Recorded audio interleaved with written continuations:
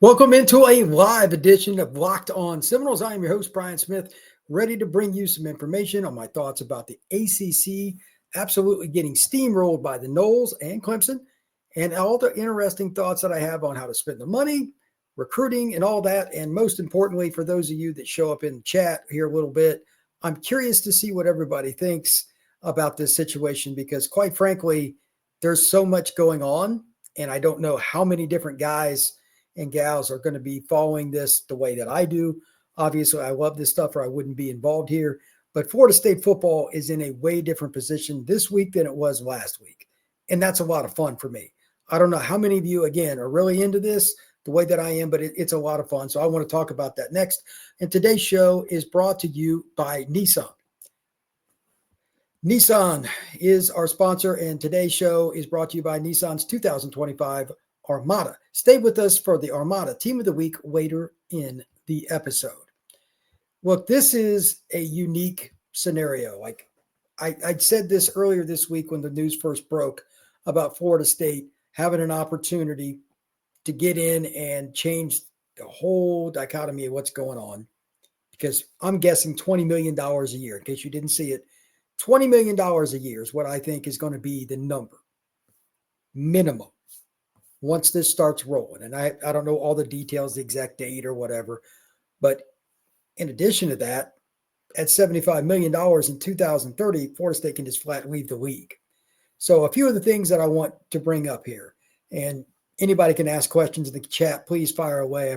I know I've got a few of you in there already, but first thing, if you look at the overall perspective of the program coming off a 2-10 season, you needed some good news. Coaching staff, they really did a good job of going and getting the guys they did. Coach White, Coach Cooper, etc. They got several different good players come in for the transfer portal in addition to that, and a lot of it came from the staff. So they started doing the things they needed to administratively. So at least got the ball rolling. But getting the ACC settlement done is something that I didn't even think that was on the table, let alone something that was definitive. Not at all. I openly admit I was wrong because I thought it was 3-4 years from now. And from those that I spoke with, they thought so too. I don't know why the settlement happened, but now all the movement that you had with recruiting, the coaching staff, and I'll get into the offseason conditioning comments here in just a minute as well. I mean, Josh Storms talked about it. He had a press conference, and he did a good job of answering questions about Daryl Jackson and Thomas Castellanos and several other people. This was a really unique scenario for all this just to happen just on top of each other right before spring ball. It is a phenomenal timing for Florida State. That's something I should have touched on in my shows earlier this week. You're getting ready to kick off spring ball and be ready for the next season. And then you get right before, when there's truly not much news, you get the ball dropped right in your lap. Hey, you guys are also going to be done with this. You don't have to worry about the lawsuit anymore. You got money coming in. So real quick, here are the numbers overall. 40% is still going to be based from the TV revenue like it always was. But more importantly, 60% is not. It's going to be based on eyeballs. And from 2014 through 2022, Florida State was the number one TV viewership program in the Atlantic Coast Conference. Number two was Clemson. They were like 3.08. And Miami was third, a distant third at 2.04. I mean, Miami did okay, but they're still way behind the other two schools. They're making the same money. Duke was 1.02. Like Florida State literally got 3 times plus more eyeballs than Duke football, yet they were getting paid the same. So that's garbage. Florida State did what they needed to get the money, and now they can benefit. A few of the things that I touched on earlier this week right here is the key. Retention for coaches, administration, better facilities, having the ability to buy out a coach, add a coach to your roster or your back office in addition to what you have. When somebody gets poached, you can go get, you have so much more money to do those things. It's better. And from a recruiting perspective, because I love talking about recruiting, there is no way in the world I do not expect Florida State's back office staff not to increase. Matter of fact, I think it will be massively different very, very soon. I expect to see Florida State staff grow by 2 or 3 people. If they want to go that route, they can go 10, go with a lot of different people that are younger, maybe not as experienced, but I'm guessing they're going to go more high end because there's a growing trend to talk about GMs and people with NFL experience. I think Florida State will go that route and have other people that have experience at the collegiate and National Football League level. The money they're spending is great. So we'll talk about that a little bit. And again, any questions you have, fire away in the chat. But I'm curious to what everybody really thinks is going to happen, because honestly, I don't think there's any definitive, like the first person in here that just asked, Umad Push Square, says, which conference are we going to? That's a great question, and I'd love to know that as well. My first take on the conference situation, brother, is very simple. And again, anybody wants to comment, fire away. Florida State is going to end up in the SEC or the Big Ten at some point, because just about everybody is. That being the case, the next 5 to 8 years, there's a lot of flux. My guess on why the ACC folded their hand when it seemed like they had, well, at least appeared, the upper hand and had the advantage because of the grant of rights, is because ESPN/ABC/ the parent company Disney doesn't want to tick off all the powers that be for the long term. They took the short-term loss for their potential, at least, long-term gain. And Florida State and Clemson are the beneficiaries. If you make them mad and they go into the Big Ten or whatever, they're going to be the fly in the ointment and other things down the road.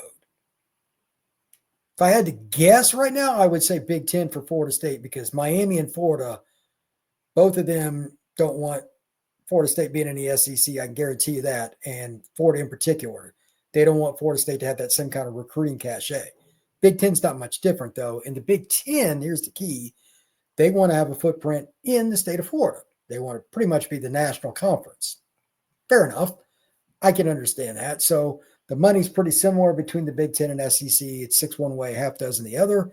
But I believe that the Big Ten's slightly bigger right now, but they go back and forth. It'll be very, very similar. So my guess is Florida State ends up in the Big Ten long term. There's a lot of reasons why I think that could be good and some that could be bad. We can get into that here in just a minute. Jerry, what's going on, brother? I'm not a conspiracy person, but probably ESPN and Fox played a role in some capacity in the settlement. Jerry, you and I are on the exact same page. I agree. I believe that the networks, whether we want to hear it or not, are the primary reason that Florida State, Clemson, and let's be honest, it sounds like North Carolina wants out too, are still going to be in the league at least short term with more money to see. I'm guessing the ACC knows its goose is cooked. They want to milk this as long as they can. Some of these executives are going to try to get a parachute out of town with, a lot of money. We'll see how that goes. But again, Jerry, he says, I am not a conspiracy person, but probably ESPN and Fox played a role in some capacity in this settlement. I could not agree more. One other point to touch upon here, I'm guessing that a lot of these people were just tired of dealing with it.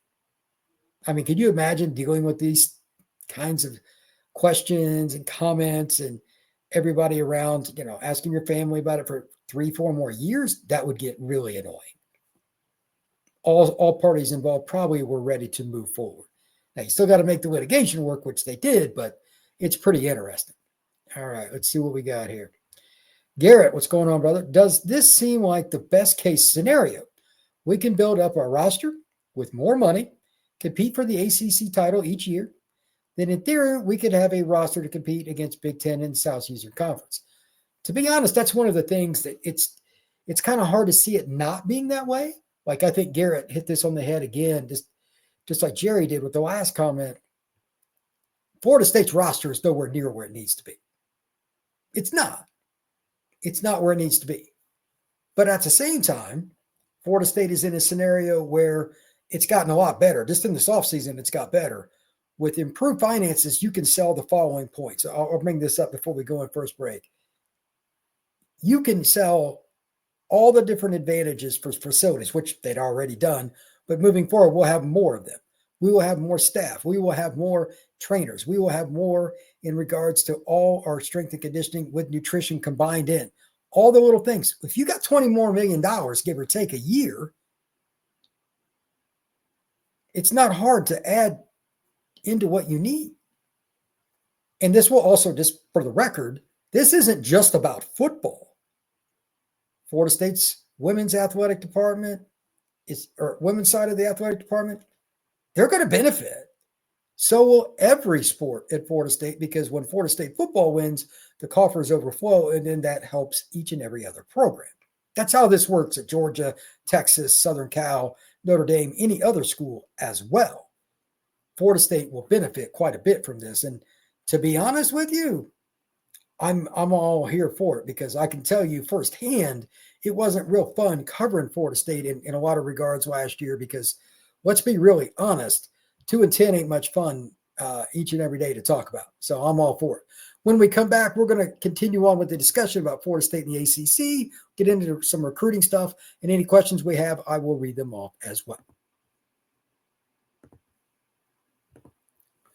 The Armada Team of the Week is brought to you by our friends at Nissan and the all-new 25 Nissan Armada. Each week, our Locked On College basketball experts are picking one team that stands apart.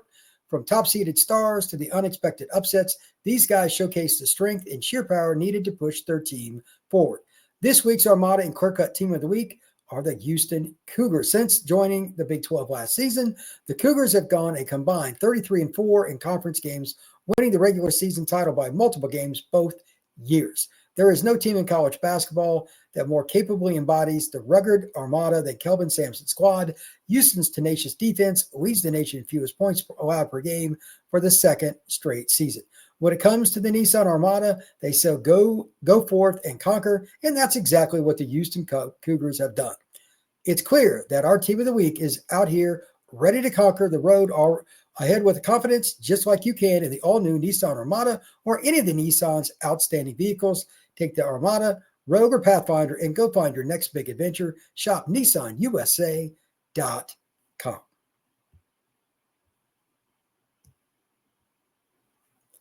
All right, I'll go back in here to the chat, kind of continue on. Garrett, I feel like if we let the ACC right now for the Big Two, we might be a tomato can for the big-time programs. I don't know if Florida State would just completely get just run over. It's possible, like Ohio State's going to beat the crap out of most teams most years. But here's a little basic point. With the bargaining that's coming up, and I'll get more into this later this month, but maybe even next week. April 7th, the House is going to have their vote or try to finalize the deal on all the money that's going to go for NIL, etc. The House settlement, they call it. But everybody knows that's not going to start till July 1st. So the money they normally have for a full calendar year, they're going to spend in months from January through the end of June.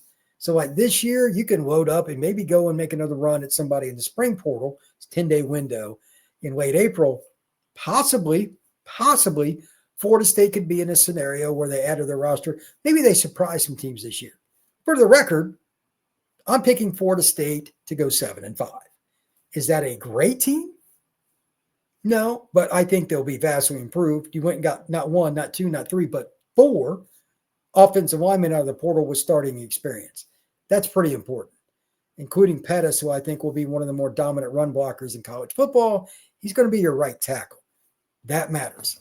Florida State should be far, far better up front, and we all know that the O-line was the biggest problem for the Florida State Seminoles in 2024, probably not even close with the second place for that.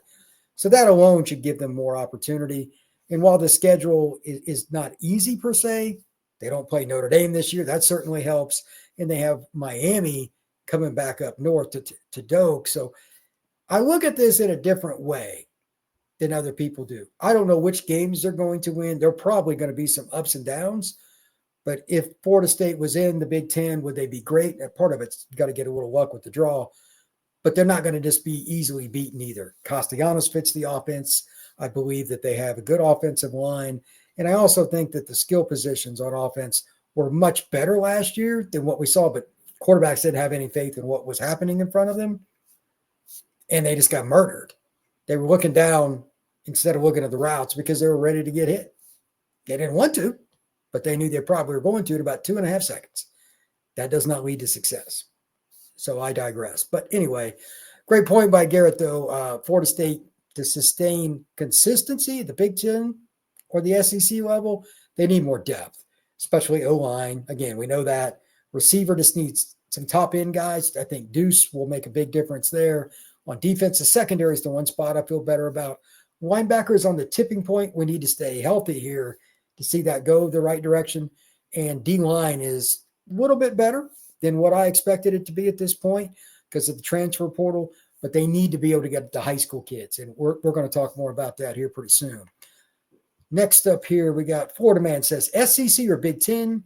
Where are we going? I just talked about that a few minutes ago, my friend. If I had to pick, and this is just my own perspective, I would say Florida State ends up in the Big Ten. I don't think Florida wants Florida State in the SEC, and I know the Big Ten wants a footprint in the state of Florida. The SEC is not as concerned about branching out nationally like the Big Ten is. I think the Big Ten will pay more. Maybe there's some kind of sweeten the deal kind of scenario. Here's what I mean by that. Florida State might get, and whoever comes with them, maybe it's Carolina, maybe it's Clemson, maybe it's NC State. I don't know how that'll work, but we'll see later. They might get some kind of bonus for coming into the league, which would quote unquote help offset the exit fee from the grant of rights. Let's assume 2030. It's $75 million at the end of that season. Still not a cheap number by any means. So maybe the Big Ten says you get an extra 10% bonus over the first 6 years, something like that, to help offset at least a little of that, and an extra 15 million or 20 million or something for joining them. I don't know, but there are different ways you can calculate it. That's stuff that needs to be taken care of behind closed doors. So whichever one would be more likely, and there's so many different scenarios here, we'll see what happens, that I think Florida State just needs to play their hand accordingly, do their due diligence, and not rush into anything. Here's the real wild card, North Carolina. North Carolina, because of Belichick being there, obviously they've got NIL now, allegedly. We'll see how much they spend. They allegedly have some boosters that are wanting to get involved. They could be more attractive to the Big Ten, because I come from Big Ten country. I can tell you they would love to have North Carolina brand in the Big Ten basketball conference. Like, that'd be great. Playing at Indiana and Ohio State, playing games in Champaign and Ann Arbor, they would love that. So maybe there's a way you can get multiple, and then that would help sweeten the pot. Instead of getting 10%, maybe the first 2 years they get an extra 20%. So I don't know. Depends on what they can do in combination just as much as what they can do in terms of right now. They got to look at this from a long-term perspective. You don't just grab a team and say, we want your brand for the next 3 years, then we're going to move on. They would like to have Florida State for 10, 20, 30, 40 years. That's the objective here. You want continuity within your conference. You want top name brands, and you want the kind of, well, not just kind of, but you want the elite name brands that bring TV eyeballs. Florida State's the number one school in the ACC for football when it comes to eyeballs. That's proven. I think they will command more on the market than people think, and at least make the SEC consider it. Does that mean it's perfect? Not necessarily. But I also think that there's a lot of opportunity to look at this from a perspective of why would we not at least consider it? Talking about the SEC. Again, I think the Big Ten's the leader in the clubhouse, but slow. I don't think that's a lock. The Big Ten, though, again, they want to have a footprint in the state of Florida. That's really important. If you don't want to do that, then Florida State's not an option. We've never heard about the SEC saying that because they already got one. UF is in Gainesville. It's not like it's very hard.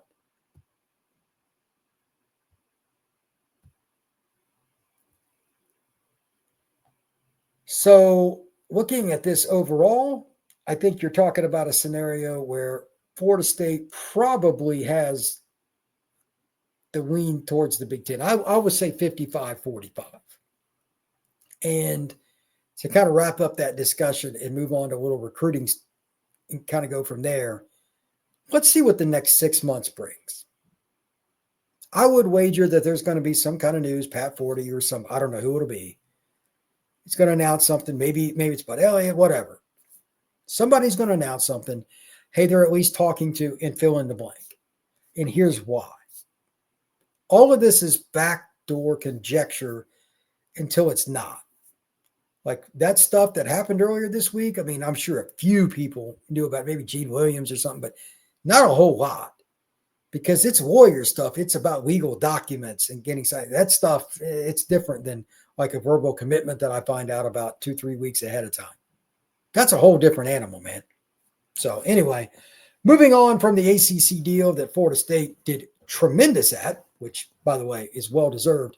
Just want to touch on a couple of things from Josh Storms, his press conference. And I know several people have written about this. You can check some of this online too, but I just want to give some highlights.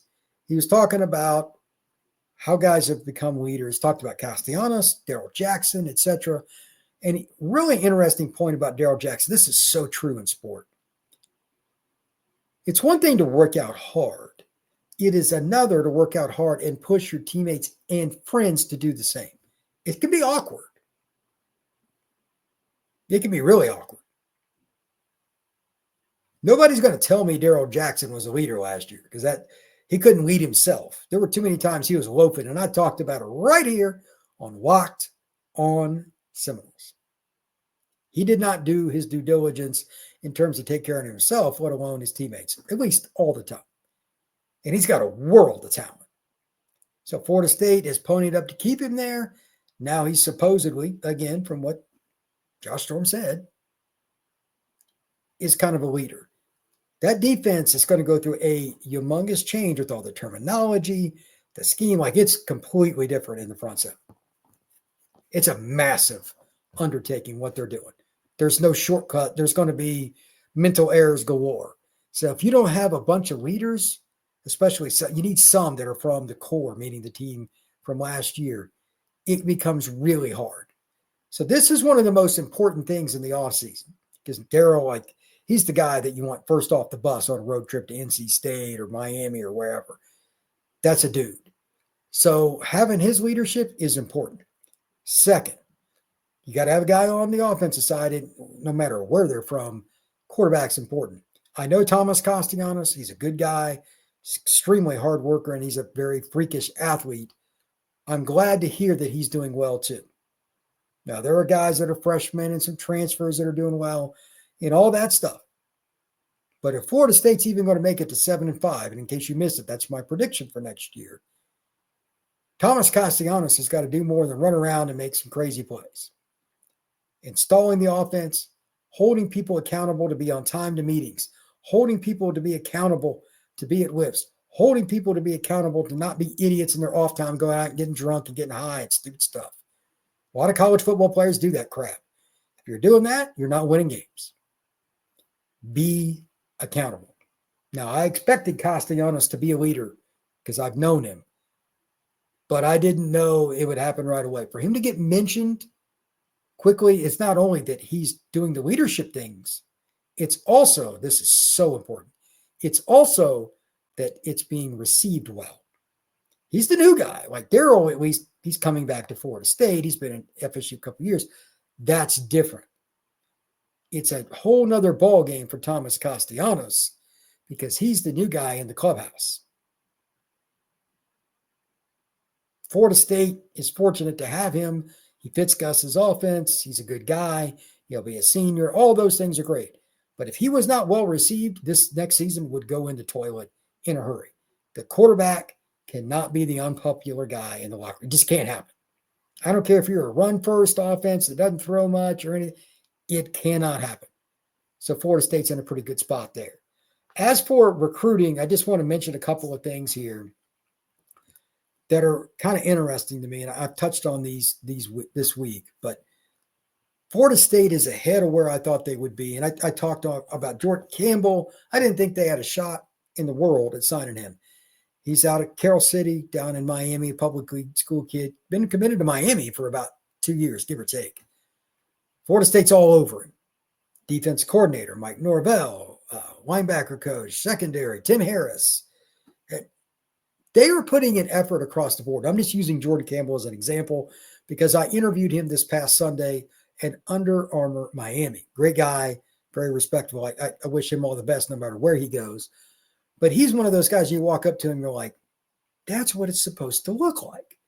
He looks like a Florida State linebacker circa 1998. He looks like a guy that's all ACC and possibly an All-American. He's still in high school. Florida State has to get more of these kinds of guys. And they're putting in the due diligence. And I'll just be blunt. The last year or so prior to that, it was so random with Florida State's coaching staff in terms of recruiting.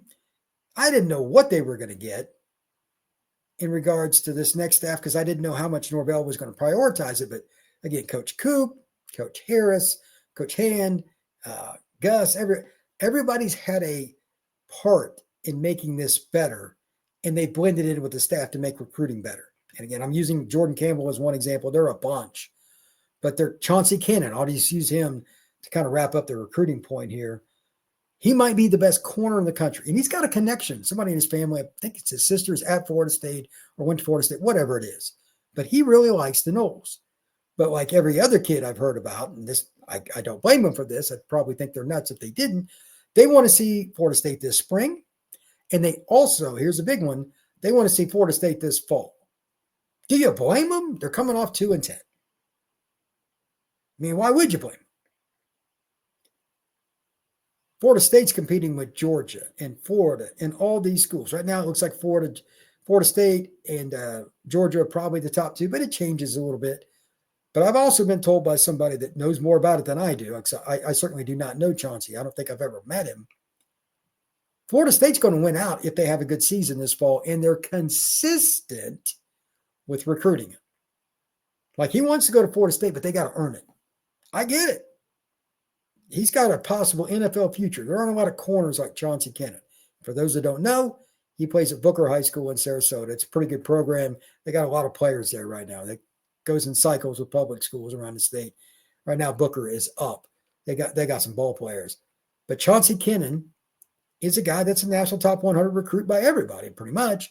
And he's a kid that if you get him, it helps you change the narrative in the state of Florida. Because Florida State has lost way too many of the big battles. They still get plenty of kids from Florida, don't get me wrong. But they haven't won enough of the elite recruiting battles. And to be honest, on top of that, Georgia's been one of the main culprits. Beating Georgia for a kid is important. Whether it's a kid in Georgia, whether it's a kid in Florida, Alabama, Tennessee, I don't care where it's at. That is good recruiting cachet.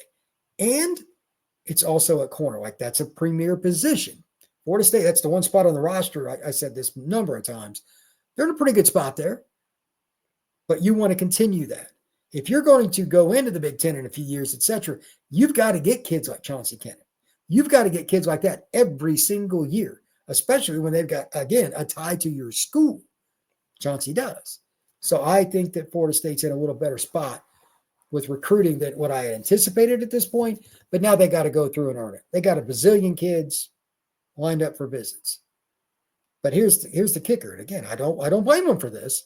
Every kid that is committed in the Noles right now that has set a visit with the Noles also has at least one visit set somewhere else. Nobody is 100% convinced that this staff is here long term. They shouldn't be. They won 2 freaking games. One of my buddies pointed that out to me the other day. I'm like, oh, that's a good point. Do you blame them? No. As we kind of close up here, and I'll read a few more things from the chat and make a few more comments. Florida State is ahead of schedule, but you got to remember where they were. I mean, the bar is really low. This next season, I expect them to be competitive in every game.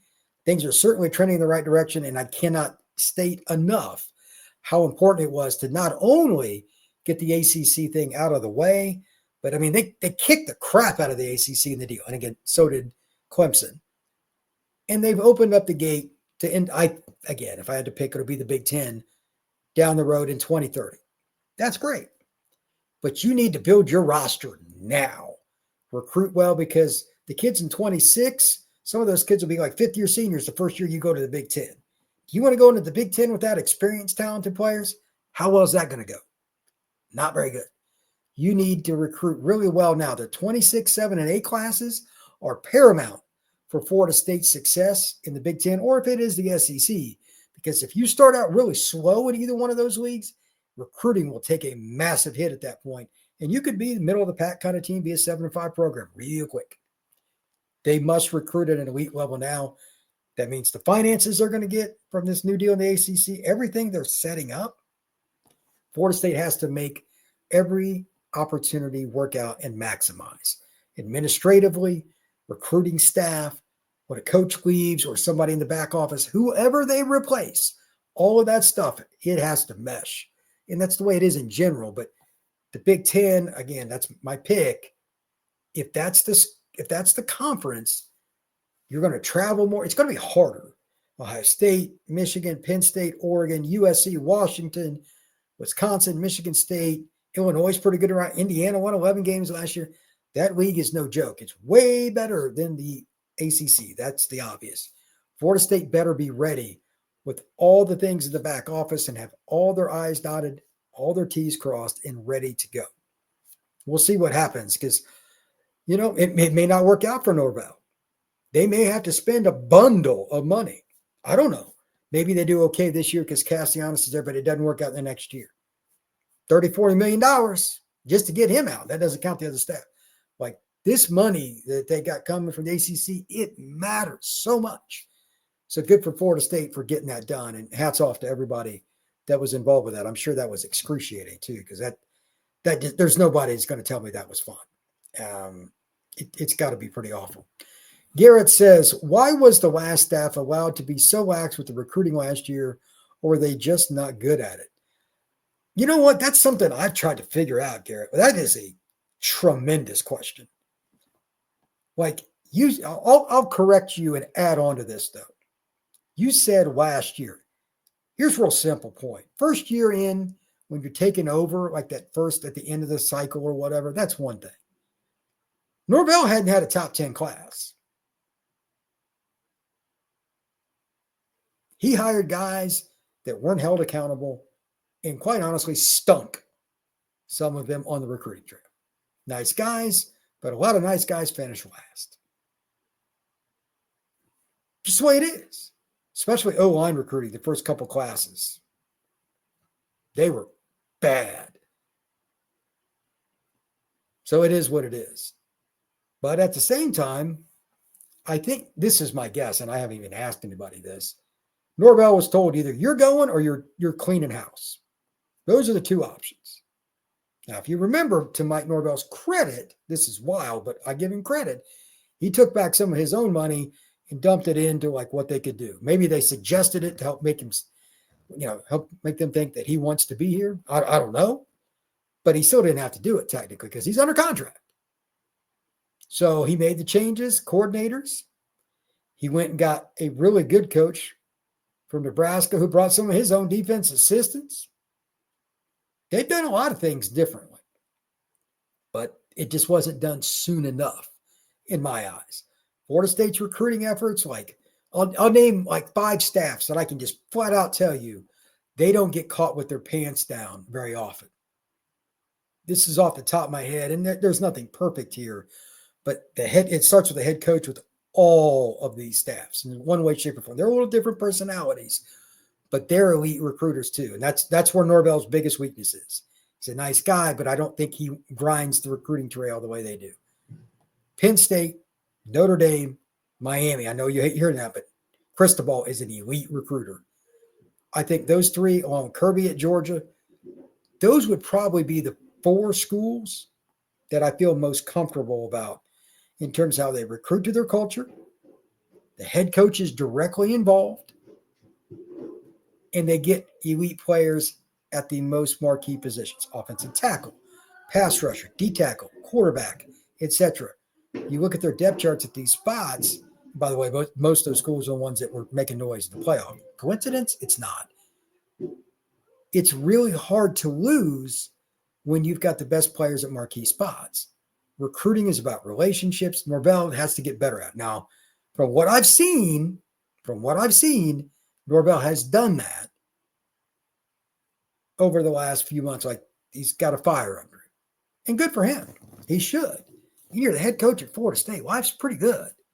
It's one of the best jobs in all of athletics, whether it's the United States or anywhere. It's not hard to get talent to Tallahassee. It's not. Within a 5-hour radius of that campus. My goodness. It's insane. the edge of Atlanta, down to Orlando, Tampa. Don't even count South Florida, like, because you got to go further to get there from, and you're still okay. You're a top 10 program just recruiting a 5-hour radius, South and Central Georgia. Grab a kid from Mobile once in a while. Florida State is a great job. So it irks me that he failed as much as he did, especially when they started winning. Like, they rode the coattails of a couple of elite players. They hit on the portal, obviously, Mr. Travis, et cetera, at quarterback. But they didn't maximize because they didn't have the right guys on the staff. Let's all hope that Pot Roast and all these guys coming on board will make a difference. I think it will, because, again, I've talked about it several times in the last few weeks on Locked On Seminoles. The official visit list is good. They're competing for the top kids in Florida and Georgia, which, by the way, you're in a good spot. Georgia's number one in the country in players per capita going to the NFL. In the state of Florida, based on last year's draft, had the most kids from a state draft. Doesn't get any better than that. So, and those are the two states they're concentrating on. I think it's pretty wild. All right, Derek Wetherington says, there is no excuse for Florida State to be poor in recruiting. So how does Florida State get better in the trenches? It's just relationships. I know that's a really boring answer, but it's just true. I know fans don't want to hear this, and I say it all the time. Kids do not pick the logo on the shirt. They do not. They pick the person wearing the shirt. You can get mad, you can be an unhappy alum, whatever. That's how this works. It's the same for Notre Dame or Texas or Oklahoma or North Carolina State or Syracuse. It is the person wearing the shirt. Here's an example. Speaking of Syracuse, they're going to do really well in Florida this year. Really well. I put a post on X that Syracuse will get at least 7 guys out of Florida. They got 6 last year. Fran Brown is an elite recruiter because he builds relationships. He wants to be on the phone with people. You can't force guys to do that. I'm still not convinced Norvell wants to be in that boat. Like, I think he would much, much rather be the CEO. Brian Kelly's kind of that way too. Now, Norvell's better at it than Kelly, like personality-wise. That's no contest. Norvell's a much more friendly person to be around. But that being the case, if you're going to recruit and be in a tremendous spot year after year, there's no doubt about it. Florida State is a spot you could have top 5 classes. But the new money coming in, Derek, I tell you what, man, why couldn't Florida State by 28, 29? Because the people know, hey, we're going to be leaving. We might be in the ACC for a year or so, but we're going to be in the Big Ten and the SEC. It's going to be an easier sell year after year for Florida State to jump over that waterway into the promised land. There's greener grass on the other side of the river. It shouldn't be that hard to sell. And if Norvell and his staff, hey, if any part of it doesn't work, there'll be somebody else new here. I guarantee you, especially with that settlement, they got more money to get rid of people. It's not just being held accountable. It's being able to pay for it. I mean, that's just reality. Like anything else, just because you need something doesn't mean you have the financial means to make it happen. Well, Florida State just added a whole bunch of money. And I'm sure that's going to help boosters and everything else too. So it's pretty interesting. All right. One last comment here that I just want to make before wrapping up the show. And that's this. Florida State football is in a much better place, not just because of the ACC settlement, but because some of the changes. And we should all be happy about it because spring ball is going to be more fun now. There's positive things to talk about. Recruiting's going better. We got spring evaluation period in May. You got recruiting visits in May and June. There's some positive momentum and things to talk about heading in to the July period when it gets a little quiet right before the season. But until then, to be honest, plus you got Florida State basketball, get a new coach. There's some positive things just to talk about here on Locked On Seminoles and just in general with conversation. And amen to that. It has been a long ride since the beginning of the 2024 season. Florida State better continue on that path for my sanity. I know that. And I'm guessing that most of you feel the same as well. So with that, thank you once again for making Locked On Seminoles your first listen each and every day. I truly appreciate you stopping in to talk some Noles with me. Hit that like button, that notification bell, subscribe to the Locked On Seminoles podcast, and share it. I'd love to get in front of more Florida State fans if you would allow me. Please do so. You can follow me at LO_Seminoles on X. Everybody have a good one and take care.